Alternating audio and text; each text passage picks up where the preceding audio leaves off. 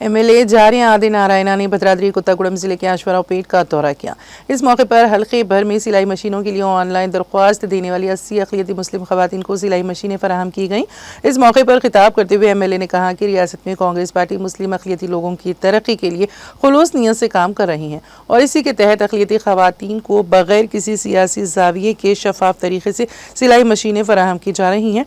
उन्होंने कहा कि इसी तरह वो आश्वाराव पेट म्यूनसिपलिटी की तरक्की के लिए पुरज़्म है और आश्वाराव पेट में 30 करोड़ रुपए से खुसूसी बुनियादी ढांचे की सहूलियात जल्द फराहम की जाएगी। एमएलए ने कहा कि रियासती हुकूमत आरटीसी बस स्टेशन को एक नए डिपो में अपग्रेड करने के लिए तैयार है और इस एतमाद का इजहार किया कि आश्वाराव पेट की शक्ल जल्द ही बदल जाएगी।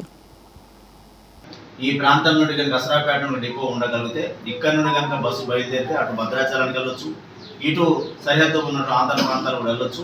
అదేవిధంగా ఇక్కడ నుండి కూడా చివరి ఆంధ్ర సరిహద్దు ఉన్నటువంటి అసరాపేట డిపో చేయడం వల్ల ఇక్కడ నుండి బస్సు బయలుదేరితే అదేవిధంగా అసరాపేట నుండి సత్తుపల్లి ఖమ్మం వైగా వెళ్ళేటటువంటి బస్సు కూడా ఇక్కడ నుండి స్టార్ట్ చేయగలిగితే ఎక్కువ ఉండే అవకాశం ఉందని చెప్పడం జరిగింది.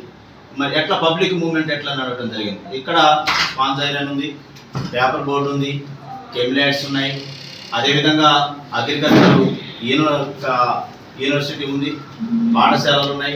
అంటే ఇవన్నీ కూడా ఏంటంటే ఎక్కువగా ఉండేటటువంటి మన ప్రాంతం కాబట్టి ఇది అనుకూలంగా ఉంటుంది డిపో అని చెప్పడం వెంటనే యాక్సెప్ట్ చేశారు. భద్రాచలం గుడికి వెళ్ళాలన్నా కానీ ఇక్కడ మరి ఆంధ్ర ప్రాంతం నుండి ఇటే వెళ్తూ ఉంటారు. సరే ఈరోజు అశ్వరాపేట బస్ స్టాండ్ని బస్సు డిపోగా ఈరోజు మార్చడం జరిగింది. దానికి కావాల్సినటువంటి స్థల సేకరణ ఇస్తామని మాట ఇచ్చినాం. ఇప్పుడు ప్రస్తుతం అయితే మినీ బస్ స్టాండ్కి అయితే మనం